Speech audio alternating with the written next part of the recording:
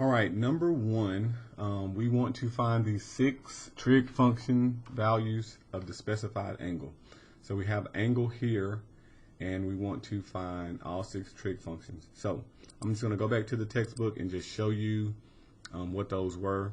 So sine would be the opposite side over the hypotenuse.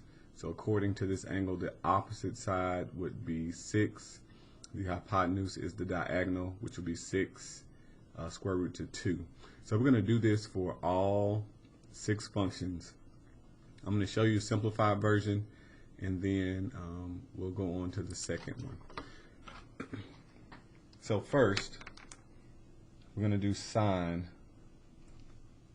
So we have this right triangle. Let me actually draw the triangle out.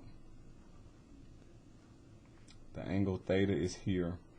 These two sides are 6, and this is 6 square root of 2. So sine of theta is the opposite 6 over the hypotenuse, 6 square root of 2. Cosine of theta is the adjacent, which is this side touching it, 6 over the hypotenuse, which is 6 square root of 2. And then tangent of theta is equal to opposite over adjacent, so that would just be 6 over 6. Cosecant, CSC is its abbreviation, is equal to the reciprocal, so it's equal to hypotenuse over opposite. So it would be 6 square root of 6 over, 6 square root of 2. 6 square root of 2 over 6. Secant is the reciprocal of cosine, and it is hypotenuse over adjacent, so 6 square root of 2 over 6. And then cotangent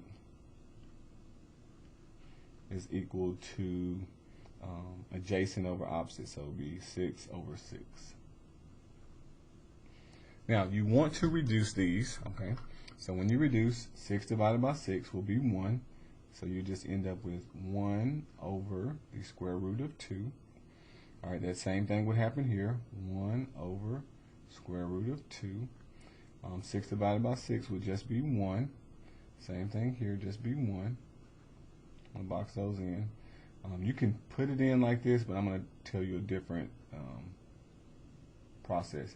And then over here, 6 divided by 6 would just be 1, so you just end up with square root of 2 divided by 1, or just the square root of 2. So like if you were to flip this, you would get square root of 2 over 1, or just square root of 2. Same thing here, just the square root of 2. That's a boxed in answer. So one thing that you want to be mindful of, the computer will accept this answer. However, in math, we do not want square roots on the bottom. It's problematic. So what we do is we do something called rationalize the denominator. So if you have an answer with the square root on the bottom, all right, in order to get rid of that, you're going to multiply top and bottom by that square root term. So what happens? 1 times square root of 2, 1 times anything is itself, so you just get square root of 2. On the bottom, square root of 2 times square root of 2, we write that as square root of 2 quantity squared. Then square and square root cancel each other out, so you just end up with square root of 2 over 2. This is the better way to do it, okay? You want to rationalize the denominator. So sometimes I will do it for you, and then sometimes I'll just let you leave it like this, just so you can learn the 6 trig functions. So at first, the first goal is to learn the 6 trig functions, put them in their opposite, adjacent, and hypotenuse positions, and then simplifying. And then they'll go on and they'll start adding this rationalize the denominator step. But the computer will take either, okay? But it's better that you start learning to do it like this.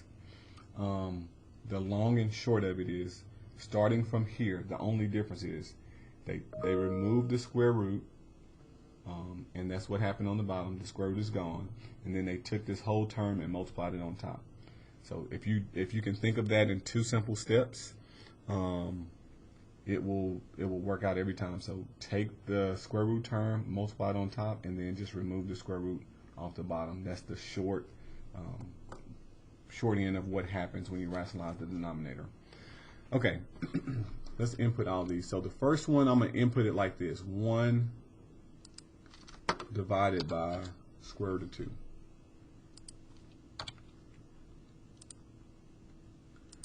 Okay, and then this one I'm going to put it in the rationalized denominator form because both of those were the same. So I'm going to do a division bar.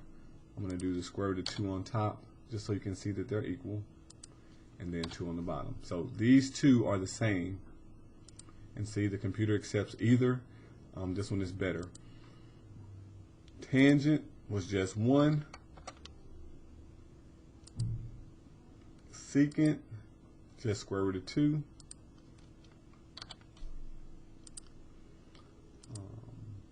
Let me see what happens if you do square root of 2 over 1. I don't think they would want that. Let me see. It says simplify your answer. So yeah, because it says simplify your answer, this one will not take, but I just want you to see what it says.